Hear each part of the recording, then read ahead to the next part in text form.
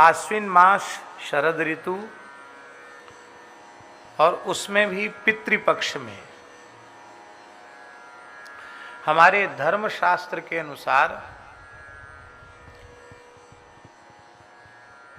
16 तिथियां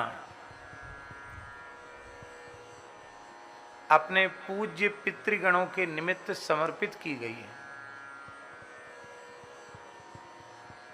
इन 16 तिथियों में ही सबका देहावसान होता है। मृत्यु सबकी 16 तिथियों में ही होती है। अमावास्या, पूर्णिमा, 2 तिथि तो ये हो गई और बाकी प्रतिपदा से लेके चतुर्दशी तक, इस तरह से 16 तिथियां हैं। तो इन 16 दिनों में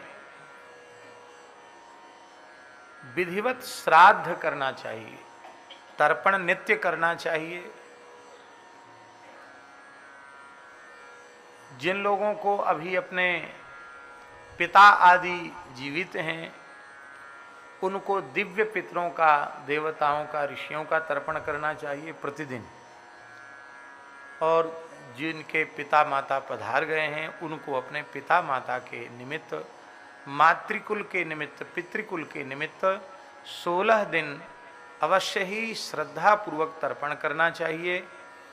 और अपने पूज्य महापुरुषों की तिथियों के आने पर उनका श्राद्ध करना चाहिए और शास्त्रीय लक्षण से युक्त किसी पवित्र ब्राह्मण को भोजन कराना चाहिए श्राद्ध का। श्राद्धे कुर्यान्न विस्तरम, श्राद्ध कर्म में विस्तार नहीं करना चाहिए। माने भोजन का विस्तार। वो इसलिए ये बात कही गई कि श्राद्ध में प्रशस्त जिन ब्राह्मणों का वर्णन पुराणों में, इतिहास में, शास्त्रों में, स्मृतियों में मिलता है, उस प्रकार के ब्राह्मण दुर्लभ हैं। बहुत बड़ी संख्या में तो मिलेंगे नहीं। एक परिवार में एक ही ब्राह्मण मिल जाए, 3 मिल जाएं, 2 नहीं होते हैं। या तो श्राद्ध में 1 ब्राह्मण का निमंत्रण होगा या 3 का निमंत्रण होगा, इससे अधिक नहीं। पितृकर्म अत्यंत आवश्यक कर्म है, अत्यंत आवश्यक। देव कर्म ऐच्छिक है। ऐच्छिक जानते हैं? माने आपकी सुविधा बने तो आप करो, आपको लाभ होगा, पुण्य होगा। नहीं करो तो कोई विशेष हानि नहीं है। पर पितृकर्म ऐच्छिक नहीं है, यह अनिवार्य कर्म है,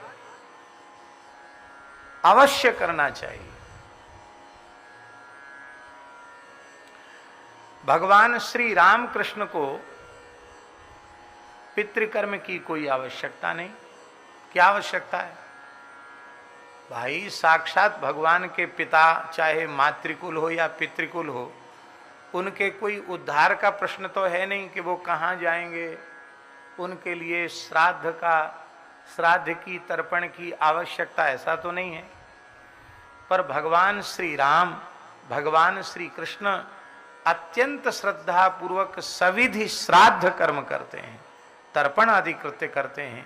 आप पुराणों को उठा करके देखें। क्यों करते हैं? इसलिए करते हैं कि यद यदा चरिति श्रेष्ठः तत्तदेवेतरो जनाः सयत् प्रमाणं कुरुते लोकस्तदनुवर्तते। श्रेष्ठ पुरुष जैसा आचरण करते हैं, उनकी देखा देखी छोटे लोग भी वैसा ही आचरण करते हैं। माई मेरे श्याम